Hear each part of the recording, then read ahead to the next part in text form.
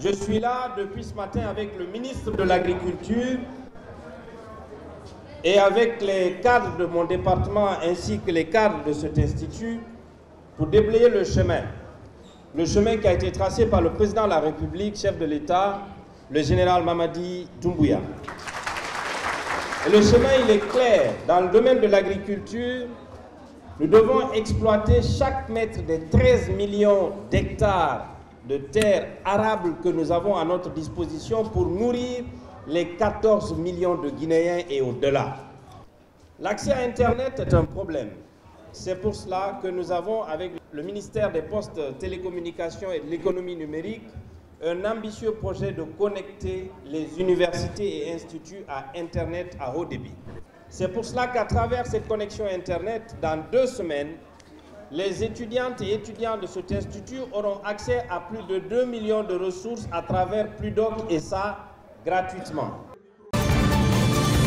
Connaissant l'importance de l'amélioration du cadre de travail dans l'accomplissement des missions régaliennes qui sont les nôtres, nous avons lancé un vaste chantier de construction, de rénovation et d'équipement d'infrastructures au profit des fonctionnaires de police et de protection civile, endroit idéal pour accueillir nos populations.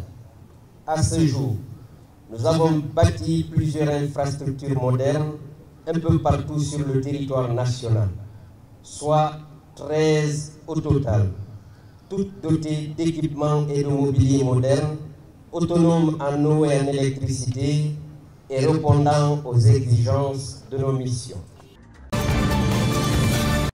Sous l'impulsion du premier président de la Guinée, Feu Ahmed Sékou Touré, la construction des cités administratives avait été amorcée dans toutes les préfectures du pays pour doter l'administration publique de logements et d'infrastructures modernes.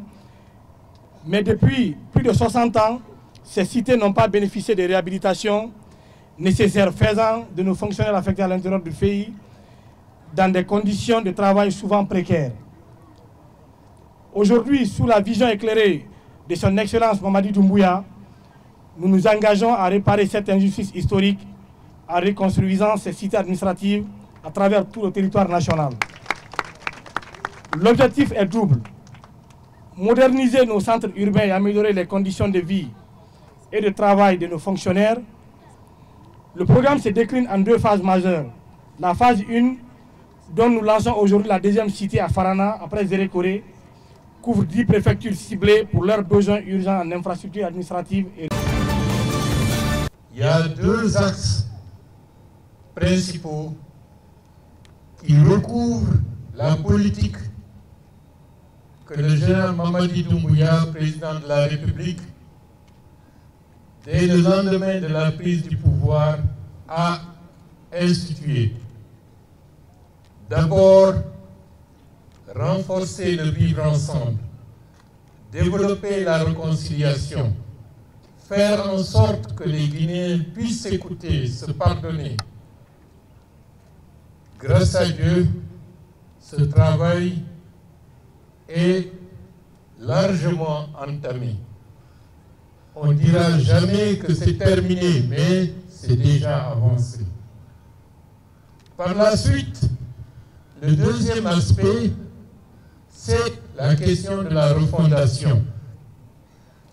Stabiliser ce qui est en train d'être fait, c'est-à-dire permettre aux Guinéens de vivre ensemble dans la fraternité, dans la convivialité, dans la sécurité, nécessite fondamentalement que les institutions chargées de veiller à cela puissent se mettre en place. Ce que vous observez, le déploiement en termes d'infrastructures pour la police, c'est une obligation pour l'État afin de conforter les fondamentaux de l'État de droit, la sécurité pour l'ensemble des citoyens.